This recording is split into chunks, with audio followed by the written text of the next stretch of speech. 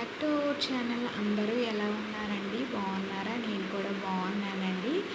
Night మిగిలిపోయిన అన్నంతోనైతే కొబ్బరన్నం అయితే చేస్తున్నానమాట. మనకి 10 నిమిషాల్లో అయితే రెడీ అయిపోతుంది.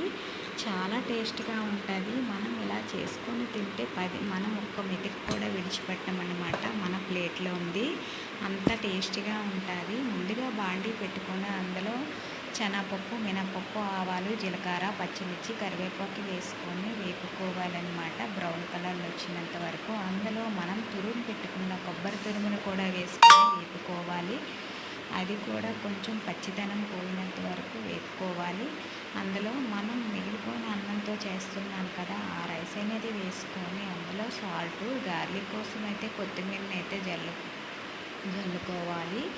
ఇంకంతేనండి. ఇంకా మీకు కావాలనుకుంటే మనకి పల్లీలు, జీడిపప్పు కూడా వేయించి వేసుకోవచ్చు అనమాట.